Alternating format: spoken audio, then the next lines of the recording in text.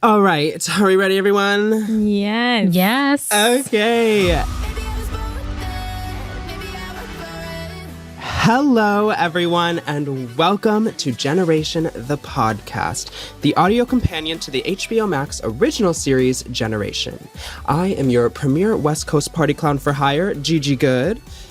I was trying to think of a follow-up to your party clown and I didn't. But anyway, and I am Whembley, Sewell, editor-in-chief of Them.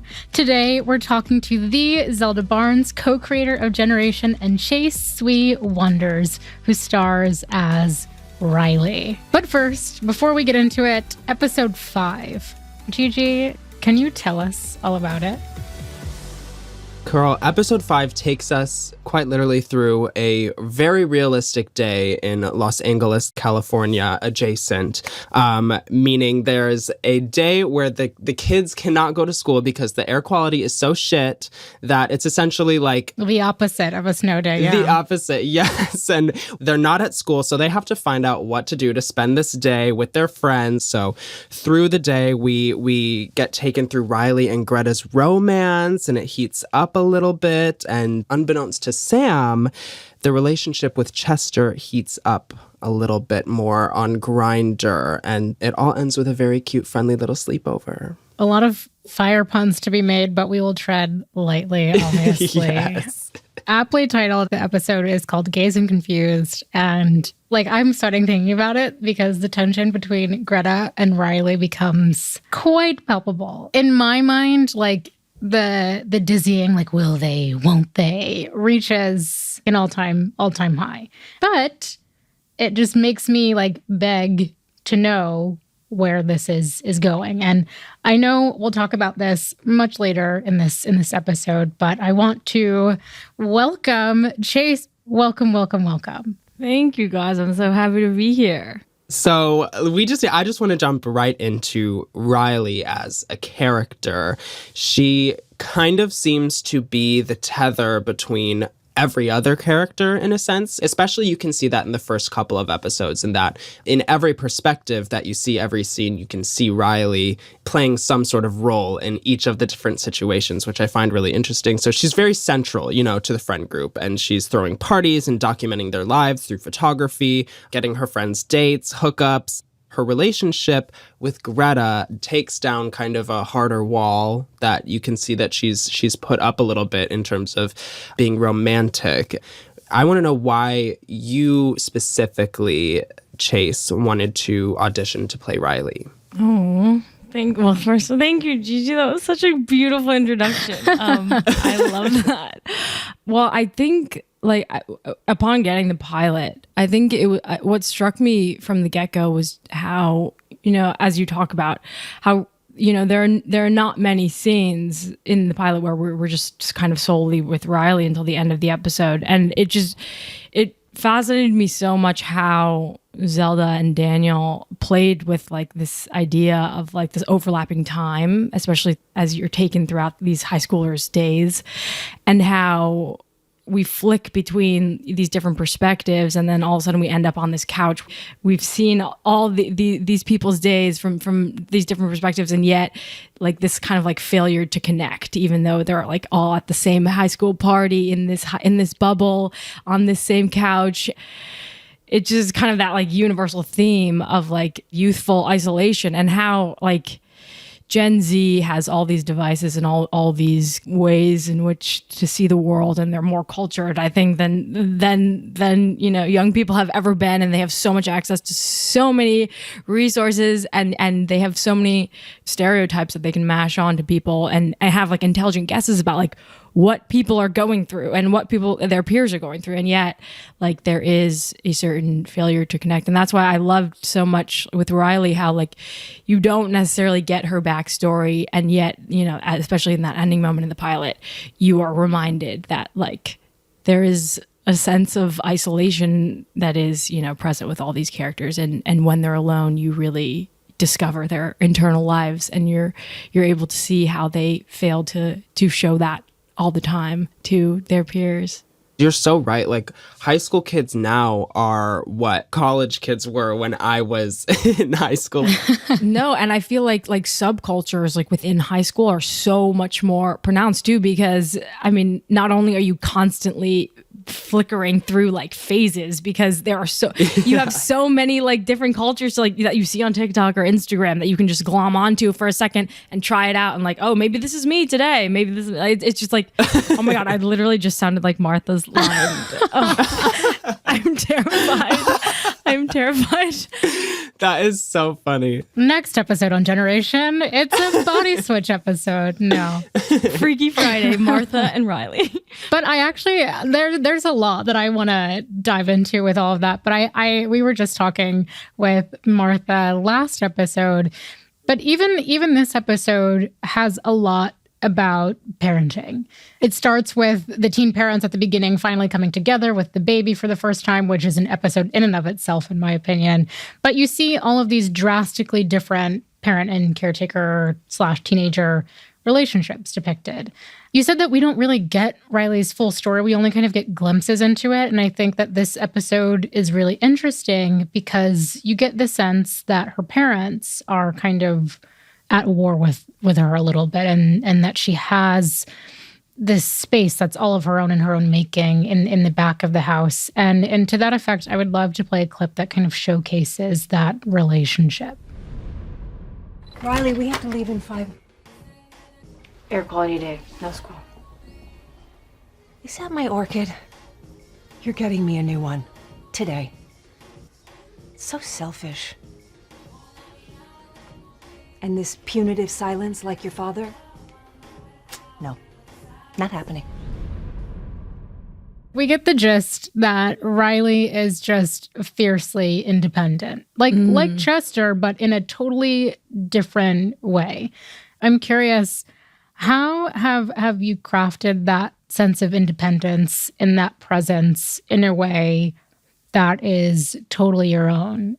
Yeah. What I kind of channeled, like, doing that scene with Alicia Coppola, who plays my mom, was kind of the sense that Riley's parents aren't, I mean, we get into the backstory of Riley's parents down the line, so I won't give any spoilers away, but the sense that, you know, Riley is an only child and her parents are definitely somewhat absent in her life, and the one interaction we do see is this really just like hostile back and forth.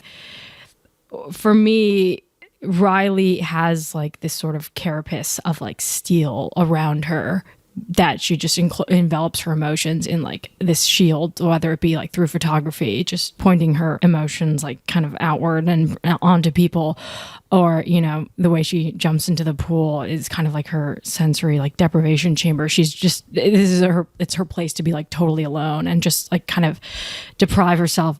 Anytime those like prickly feelings of like angst come up, she like shoves them down, and how they come out is like kind of out of her control. But she believes that like it's really within her control, and she totally is like, you know, believes that her parents can't get into her head. And I do think that the way her angst does manifest is like kind of when you feel neglected by your parents, and the way you rebel, and like the way you kind of secretly want to be disciplined as like a way of getting attention from your parents. And so I think there is definitely that sense, like the way Riley throws parties is like reckless. Parties that she doesn't even necessarily have like the best time at, which is she like truly enjoying this complete lack of like big brother, like no one's watching her, like and, yeah. Her parents are also kind of polar opposites to Martha in that way a little bit too. Like when Riley acts out, like nobody is there to really give her any attention or discipline her in any way. Whereas Martha's so incredibly controlling and wants to control every aspect of her kids' lives. Riley's parents don't really care what she does as long as she's not fucking with any of like their stuff, which is also super weird. It's just kind of like they have an interesting dynamic just in the sense that they're like a little bit ready for Riley to just go to college. So they like don't have to worry anymore, which is like so opposite of Martha, who's like struggling to hold on to like her kids as children. Yeah. Well, I would love to go to a Riley party is all I have to say. A Riley party sounds fun. Yeah, we were just talking with Nathanya and Yuli too about their kind of relationship with their parents in the sense of just kind of feeling like they need to be seen and subliminally doing these things, which in turn would make them feel seen in very different ways than Riley does, obviously. I think they kind of all have their methods, but you can clearly sense there is angst in Riley's life because of these situations with her family. But I think one of the ways that Riley's beginning to open up and cope with some of these things is through Greta, which is really very beautiful because both characters are so different, and the dynamic between the two is interesting in that Riley and Greta have both had situations where they've needed each other to make the other one feel comfortable. For instance, Greta is a very shy character, and oftentimes Riley's the one who brings her out of that. But on the other hand, when they're in lockdown and Riley is going through this like stressful moment, Greta's the one who has to keep her grounded. So it's just a very beautiful budding relationship, and it's like the age-old story of your first relationship, but in this story there's twists and kind of outside forces coming in, and one of those outside forces, which I find so funny, is Greta's aunt asking about Riley's intentions. So let's play that clip really quick. What exactly are your intentions here? Oh, I mean, no, like, I think we're just gonna hang out or whatever. It's not, maybe go swimming. You think you're gonna take this girl swimming in the night? Are you serious? No, like, not, no, I'm not. Can you stop? What's going on? Sorry! That was hard to do with a straight face, but this is the best part of motherhood. There is something about you're going to go swimming in the night that is so like funny In the to me night? every night. In the night. She is so funny, but yeah, I mean, it's like you can tell she's just a little shit stirrer, and she doesn't really care about what your intentions are with her niece, but she's, you know, regardless of that. I want to know, not even in this specific scene, but in the whole situation of Riley's relationship with Greta as a whole, do you find yourself pulling from relationships that you've had, or do you find yourself kind of creating this new narrative that's new to you? Interesting. I mean, it's definitely a combo. I mean, it definitely like I can definitely relate to Riley's sense of like the first time that you suddenly like feel very vulnerable and very raw and very honest in front of someone, and then a lot of it just comes from like just the chemistry that transpires between Haley and I. And I think that like, I mean, for Riley, that scene in the lockdown is the most kind of vulnerable kernel of information we ever get out of Riley. And just thinking about like how just this interaction with this person is able to just like create that space for Riley to all of a sudden be like super, super vulnerable, like more vulnerable than we see her with her best friend, Nathan. Yeah. So Greta's ability to kind of, you know, be so unwittingly or not, like so kind of candid about how she's feeling and so like kind of like vulnerable is subliminally like sending Riley these like pings of like, you can be this too. It's not, not a bad thing. Yeah. Well, I think one of the words that I hone in on in that scene is intention. And I think so often when you're beginning to fall for someone and you're beginning to explore a relationship, you have no idea what your intentions are. I think this was also the episode where both of them kind of confess like, well, they've never been necessarily with another girl. So Zelda, I'm also so curious about like your take on this. How do you think you put it together in your head that this is how this relationship was going to begin to evolve, especially in this scene? Right, of course. I mean, actually, it's funny. Initially, when we first started kind of mapping out the Riley-Greta like storylines, we actually were thinking about having it just be sort of a pining story where nothing ever actually happened between the two of them, and where Greta was just like kind of obsessed with Riley, and Riley was not as into it as Greta was, because that's something that's so true to high school. Oh, that would be devastating if that's what happened. I would be devastated. And then we were actually working on the pilot, and we just kind of saw all this like chemistry and all this sweetness that the two of them had, and we thought this is actually really cute, and we kind of want it to go somewhere that we initially didn't plan for it to go. Oh my God.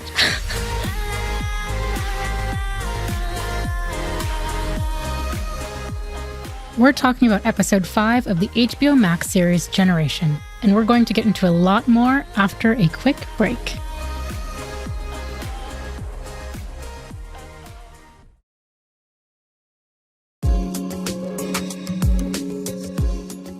everyone, welcome back. We're talking to Generation creator Zelda Barnz and Chase Sui Wonders, who stars as Riley.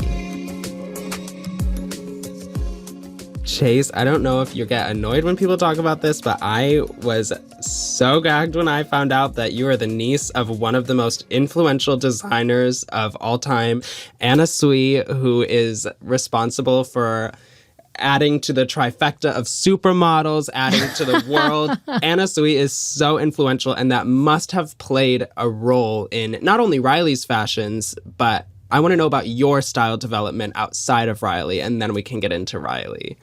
Yeah, it's actually funny. So I grew up in Detroit, and Bryant had, her thing going in New York. So growing up, I was pretty separated from it, and I was an aggressive tomboy. For maybe 7 years straight, Same. Yeah, I wore like baggy cargo pants. The rip-off cargo pants. The zip-off cargo pants. The zip-off. Excuse me. I also had the Velcro version though, so you're right. The rip-off, they were all there. They're all in my collection. And I played ice hockey with boys all growing up. So I never took my hair out of like a low ponytail. Like I would like shower with my ponytail. The George Washington. Yes, the George Washington. I would take my ponytail holder out and it would still remain in the formation. But so growing up, I was not the greatest muse for a fashion designing aunt, I would say. So growing up, that wasn't such a big element for me, but certainly like in recent years, I've definitely come into my own and seen, fashion as a way to express myself and wear a lot of her stuff. And Riley definitely has a more coherent fashion sense than I, Chase, do. I showed Shirley Kurata, our amazing Yeah. stylist, the Heaven by Marc Jacobs collection, which I think is so fun. And is like so. I love how it's just like this like self-referential like teenage, more teen angst. And I feel like it's for sure so Gen Z, like just the way that Gen Z like talks ad nauseum about like teenage angst and mental health. I certainly did not talk about my own mental health when I was in high school. Yeah, it's so crazy that just clothes and fashion can completely emulate all of those feelings, like without even saying a word. And I know we'll get more into Shirley's amazing work, but that is very true. And I wouldn't say that Riley is like a fashionista, like, glam girl going to school, but she is very put together, and she has those cute little blonde tendrils, which I just love, and she's so stunning. And like, obviously I'm just talking about you, Chase, but so I'm sorry, I had to get into the whole fashion aspect because of how closely related you are to that, quite literally. Oh my god. And the tendrils, it's funny because Zelda, I don't know, Zelda, do you remember when we were at the pool rehearsing that one day, and I was like, maybe Riley should have these blonde tassels that are all over TikTok. That was really early on.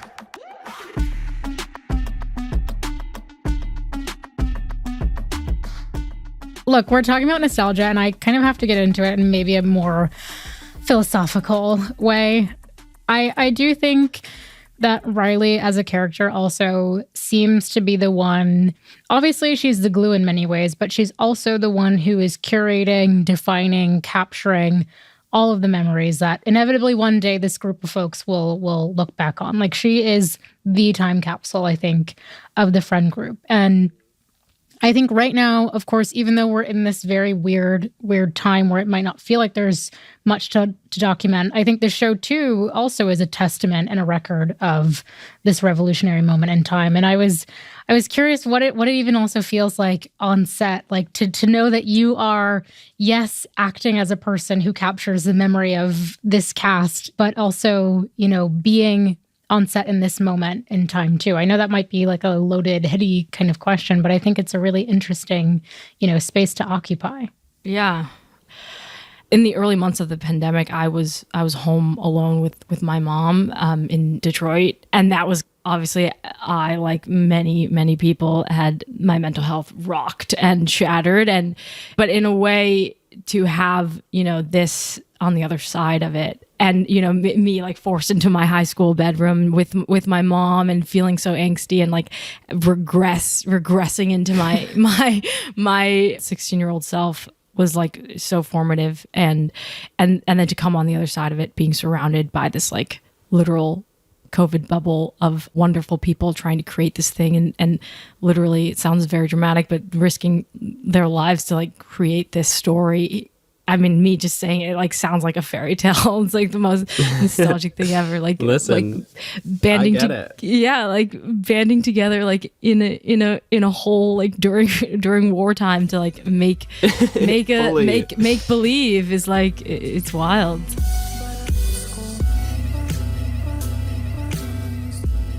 Zelda, I wanna kind of talk to you a little bit about this, and Chase, if you have any input on this situation. I know you never really interact with this situation, at least not as far as we know. But I want to talk about Chester's catfishing situation that's happening over the course of this episode. He is having this conversation with his high school guidance counselor Sam on Grindr, which like irks me to even say. But it's heating up and it is going somewhere but nowhere good, which is just like making me feel so anxious. I just want to talk about the storyline a little bit. You know, what conversations you were having among the writers and actors about it to make it feel as real as possible, because this is something that unfortunately happens a lot. So yeah, we definitely thought that Chester would have Grindr just to kind of like have a little fun on it. And we see him using the app, not just to talk to Sam. When he finds Sam's profile, he's just kind of like intrigued at first. And then it starts to spiral out of his control a little bit when Sam starts sending him more and more kind of intimate texts. And yeah, it's just, and I think something that I think Justice does such a beautiful job of in that last moment is like the fear that he feels when Sam is, because he could get dragged into this now. And he's like, it's not just something fun and funny anymore. Like, it's been taken a step too far and it's like actually very serious now. So yeah, we were just kind of playing around with like, at first it's fun, like, oh, LOL, catfishing a teacher. I mean, I had friends who would like, oh my God, this was so ridiculous. I had friends in middle school who would like drop their own phone numbers in the like comments of like celebrities' Instagrams and be like, I have his number, like this is his number. And then all these like 13-year-old girls would text them and they'd be like, oh my gosh, like, oh no, hi, like it's Jacob Sartorius, like how'd you get my number? And it's just like, and they would pretend to be like a celebrity. And I was like, that's so illegal, like that has to be illegal, right? And I remember being 14 and being like, this is crazy that you guys are doing this, but they just thought it was funny. Oh my God. I need to just say that is so funny that happened to you, because that was a thing in my high school too. But less of like trying to pretend to be a celebrity and more of like, I'm going to try to ruin your day by saying this is Shawn Mendes' phone number underneath his picture, so that you have hundreds of 13-year-old girls calling you every day and you have to change your phone number and you have to, that has happened to me at least twice. And it's such a nightmare. But it is like, this kind of stuff is so real for a lot of high schoolers. And I kind of feel like when you're diving into the queer side of high school and kind of that need to feel wanted and need to feel desirable, you almost convince yourself that some of these situations are real, you know? And I think Chester, at first, like you said, was going in the route of, this is funny, I can't believe he's on Grindr, I'm just going to message him. And then literally 3 messages later, he's like, oh my gosh, I think he loves my something. eyes. He hasn't even seen my face, but it's like, it's just crazy how normal catfishing is on so many different degrees of fame and queerness when you're not famous. And it's just like, I don't know. I just had to bring that up because it was a really big part of the episode. So yeah. And I think maybe one of his queer women in his life needs to just sit him down and introduce him to a long distance relationship on Tumblr or something. Maybe that's Honey, been there, done that. Maybe that's the solution. I'm happy to sit down and have a chat with this, fictional character. But obviously I know we're going to be following that in the weeks to come.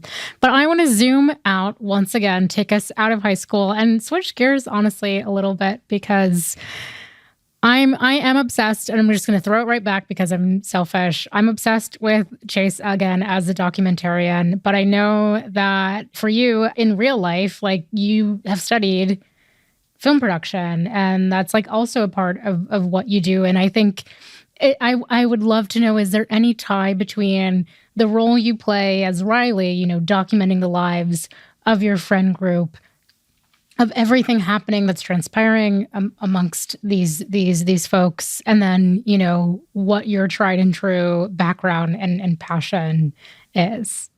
Yeah.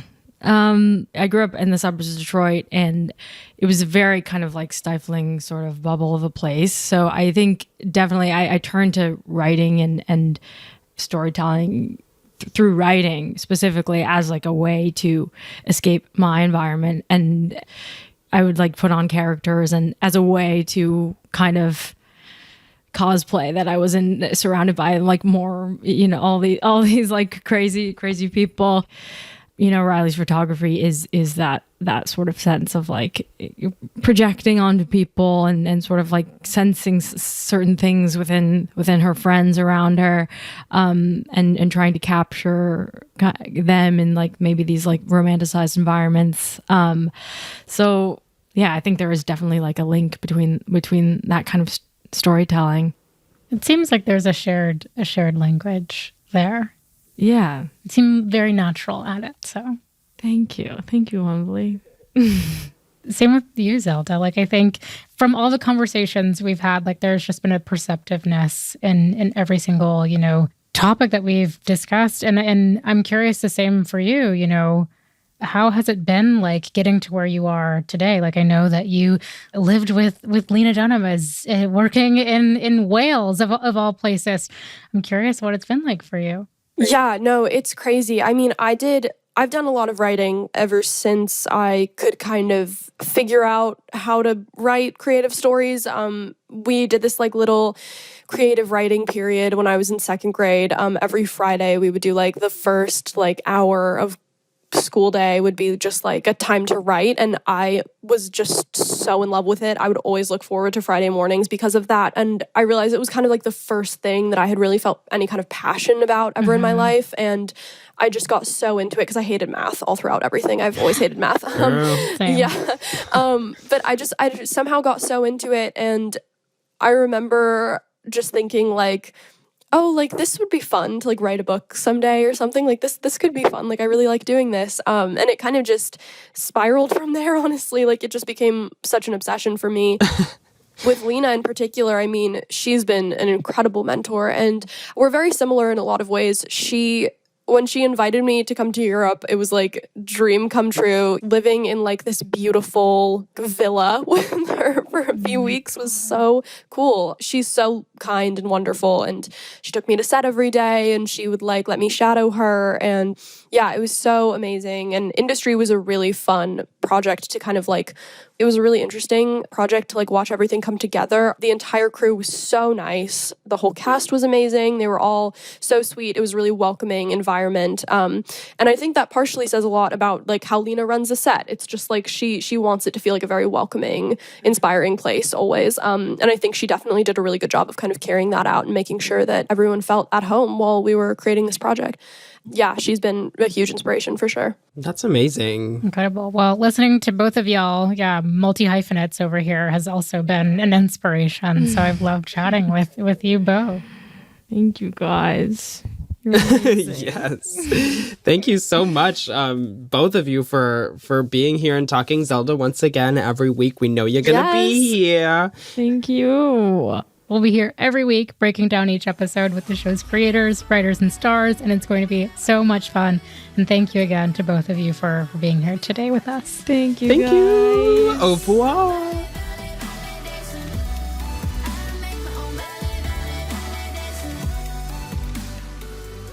Generation, the podcast, is a production of HBO Max and iHeartRadio, hosted by us, Gigi Goode and Whembley Sewell. The podcast is produced and written by Phoebe Hunter, written and researched by Sierra Kaiser, and engineered, edited, and mixed by Matt Stillo. It's executive produced by Ethan Fixell. If you haven't already subscribed, rated, or reviewed Generation the Podcast, please do so on the iHeartRadio app, HBO Max, Apple Podcasts, or wherever you get your podcasts. And of course, be sure to watch the series itself on HBO Max. Thanks for listening. We'll be back next week.